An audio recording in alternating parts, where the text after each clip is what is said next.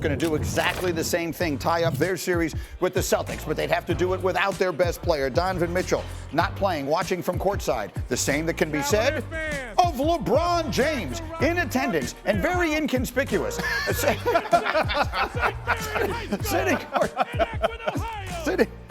courtside. Old in Cleveland? That's a great hat, hon. I didn't say it wasn't. No. You mean his or hers or both?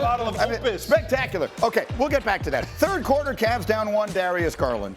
The Cavs take the lead in the third quarter of this game, and they're fighting. I give them a lot of credit. Playing without Donovan Mitchell, they kind of hung in there as best they could, but in the end, the Celtics had too much Jaylen Brown and too much Jayson Tatum. Yeah, I mean, that's what it came down to. Not enough firepower in the end. You can't fault their effort in any way, shape, or form, but you're going to have to get stops against a team that just has more answers. Evan Mobley spinning on Holiday. The Cavs hanging in there, but on the ensuing play, again, Tatum, he would score 33, gets stripped, but gets it back and puts it up and good. Now we're in the final minute and a half. Again, the game is still there to some degree for the Cavs, but here comes a dagger 3 from Jaylen Brown. So he scored 27 plus 8 rebounds, and it is the Celtics who do, in the end, put the stranglehold on the series with the 7-point win. They're up 3-1, headed home. For Jayson Tatum, it's his 20th career playoff game with 30 points and 5 assists, second most in Celtic history behind only Larry Bird. And Boston needed all those points.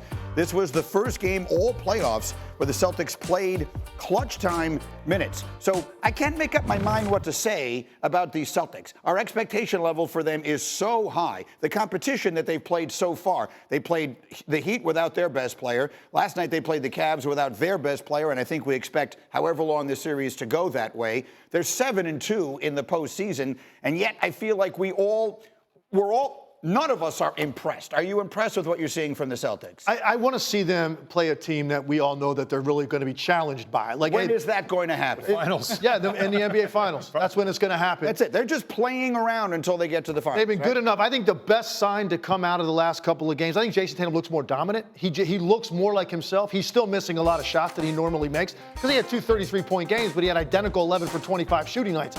And he's missing shots that at his best we normally see him make. He is close to breaking through, though. And that's what I was waiting to see out of this team. I just don't think we're going to have a real barometer on the Boston Celtics without Porzingis until we see them play a team that we genuinely think can get them in trouble. That hasn't happened with Miami. It's not going to happen in the Cleveland series. Best thing they could do, though, is end this series in 5 games. No more road trips. Get it over with and sit back and wait and see who's left in the Indiana-New York series. Well, that's the point. I mean, so who's left is literally the way to phrase that. Not which team is left, which players are left. Who's left standing. This came up in our meeting this morning. How many teams left could win the championship? There were 8 teams left because we brought somebody up and Hahn said, can you really see them winning the championship? Who can we see winning the championship? Boston? Yes. Denver? Yes. Is that it? End of list.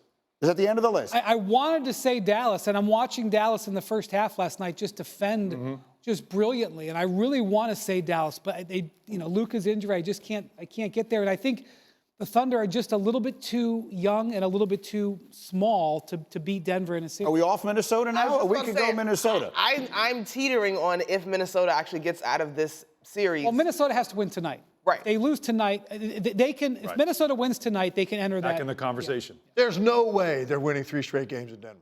I'm sorry. They're not winning this game. You were there Friday night for a game. For those of you who didn't or don't remember or didn't see it for whatever reason, you did Game 3 of that series. Yeah, did a great job. The series where that was the game where the world had written off the defending champs. The world was coming down on Jamal Murray, including me. And I don't take back a word of what I said then, but doesn't mean he's not a great player. And he came out and proved it. Jokic has been brilliant. What did Denver show you up close and personal? I was in the city that day walking around. You should have seen the vibe in the city. They're ready to blow the roof off that building that night. And they get 2 in Denver. Now you're coming home with all those young legs.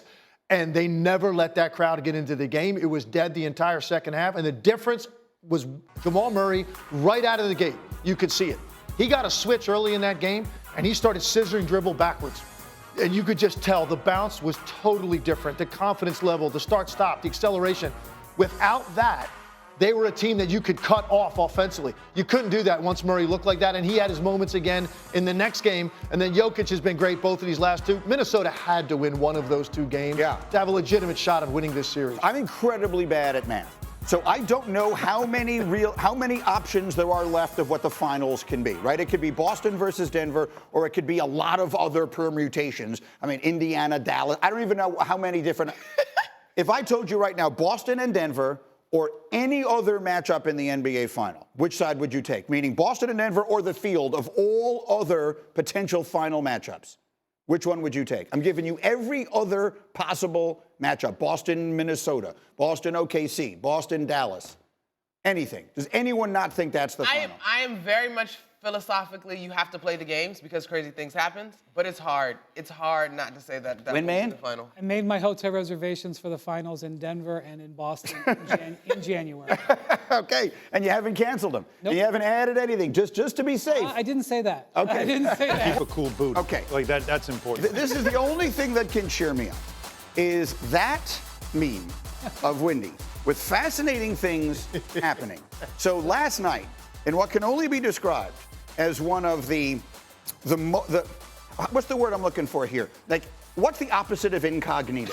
Like, if you're going someplace and you don't want anyone to see you and notice you. LeBron James was very cognito courtside in Cleveland last night. Can we just put up the video of him sitting there? For those who haven't seen this yet or didn't notice it, he's sitting there, his wife dressed spectacularly but very noticeably. LeBron, I'm not sure if you can see it, has a full bottle of wine sitting under his chair. He actually has a bottle of red wine under the chair. I'm not sure what got more notice on social media, the wine or the Birkin. Yeah. LeBron, who always on time.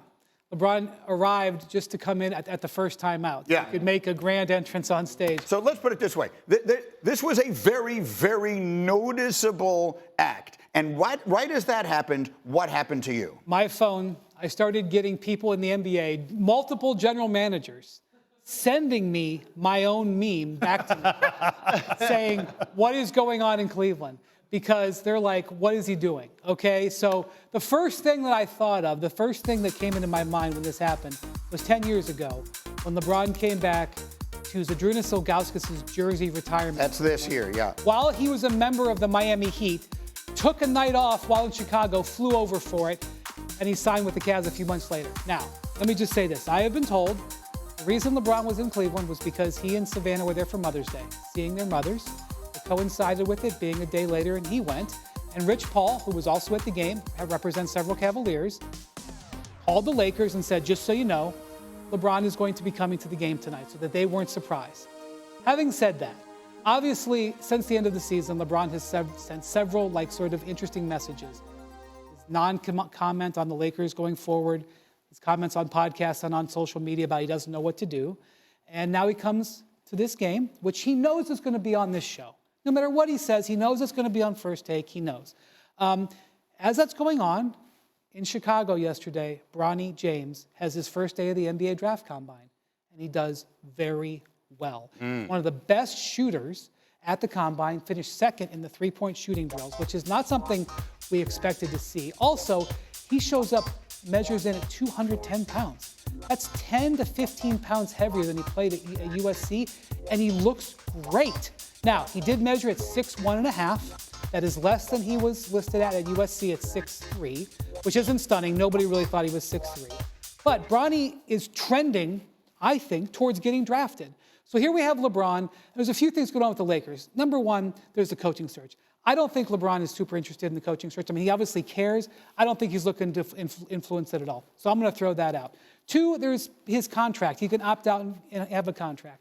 I think the Lakers are going to give LeBron whatever contract he wants. I don't think there's going to be much negotiation. So I don't think the negotiation, with the terms, I don't think that's part. I'm going to throw that out. We have two other things. One, Lakers making moves in the month of June heading up to the draft. On draft night, they can trade 3 first-round picks. At the trade deadline, as everybody knows, they did nothing, and LeBron wasn't happy about it. So this little maneuvers to just put a little bit of doubt, I think, is mostly a bit of a thing for the Lakers. Just to remind the Lakers, by the way, just so you know, I'm still out here. And then you have the Bronny factor. Now, Rich Paul has come out and said on the record that LeBron and Bronny do not have to be tied together, that LeBron isn't going to just necessarily go somewhere when he plays with Bronny, and that's fine. And also, Rich has been very clear saying, I want Bronny to be taken care of, and I want him to be in a spot where he can grow, not necessarily play with his dad. Having said that, we see Bronny trending more towards, I think, him getting drafted. There's various teams that have draft picks in the first round and the second round, including the Cavs, including the Lakers. And I do think that's a situation worth watching. I don't think anybody should overreact to this, but certainly LeBron knew he was going to create a stir, and it did. On my phone and elsewhere in the league last night. And social. Let's all just sit back and take that in for a moment. That was the single best Windy watch we've ever had in the history of this show. Let me move this out of the way for a second here. This is sort of distracting. Okay, so we have all of that. We've got LeBron. Let's face it. I love that he's there. They're seeing their mother's great. All that is wonderful. They look fabulous. If he wants to have a bottle of wine sitting there, God bless him. He can sit in any suite he wants and not have every single person noticing him there. So he is sending a message, right? Like Windy is trying to interpret it. He's known him since he was a kid. He's doing something. He shows up there knowing this is going to create exactly this stir. When he went to Z's retirement ceremony, he sat in a suite. He didn't sit courtside. Right. He didn't make a fuss about it, right? And also, like Windy's saying, I think that's the prevailing feeling with LeBron James. And throughout his career, it's always been leverage play. And it's smart. I mean, it's exactly what you do. That's how you continue to hold power. And so this feels like an obvious leverage play on several levels, making sure that he gets what he wants. It's also letting the Lakers know, I have options. As simple as that. You know I have options. And I do think, while the right thing to say is Bronny doesn't have to be tied to LeBron, it is still something that they would love to do. And teams have second-round picks. The Cavs do. Several teams have multiple second-round picks. And the Lakers have to make a decision. And one of them is you can draft Dmitry Whoeverov and stash him in Europe, which is a lot of times you do that in the second round. You do. There's players. What an ugly American. No, come on now. You know there's a lot of players that never even come to the NBA when they're drafted in the second round. There's a lot of them. It happens. They're called Eurostash. You could do that, or you can get Bronny James and develop him into something that LeBron would appreciate. First of all, Whoeverov's got a nice mid-range game. There you go. Yeah, not as good as his brother Sergey, but listen. Your crystal ball there, right? The crystal ball, are LeBron and Bronny James going to be the first ever father and son to play together in the NBA? We looked this up on the radio show, Hembo. It's happened in hockey, I want to say, twice or three times. It's happened in baseball twice or three times. We looked it up. It's never happened in NBA history. Same organization or just in the league? Same organization. LeBron's not sitting there drinking a bottle of wine so Bronny can wind up, in But here's Minnesota. the thing. I might be the only one at this table that doesn't, I'm just not reading that much into it. The difference between the jersey retirement that was in season, LeBron's done. Like, I do buy that they probably legitimately were home. So I don't know that I'm putting that much on the leverage of it all. Do I genuinely believe that he is interested in playing with his son? Yes. I think that it is now open, though, and he has admitted it. First it was same team, then it was organization, then it was league. And so I think if he's in the league, then the dominoes are then in play for them to ultimately end up. Look, there's only so much of that he can say publicly. Right. But so his actions last night may be speaking of thousands of words. I'll say this. It's inconceivable to me that Bronny James ends up in the NBA and at some point LeBron James isn't his teammate. It's inconceivable to me. He's going to make that. Now, is that right off the bat? LeBron might play another 3 years. Who knows? Maybe he wants Bronny to get his feet wet first, right? And then he pairs up with him because of how difficult that would probably be for Bronny right off the bat to have LeBron James on that roster. So maybe LeBron lets him get comfortable as a pro first, and then at some point they pair up. But it's going to happen if Bronny is in the league. And there is Hembo right there with the information, by the way. Yeah. Father and son playing together. It's never happened in the NBA or the NFL. Gordie Howe played with, I want to say, two sons. Yes. Right? Do I have that right? Yes.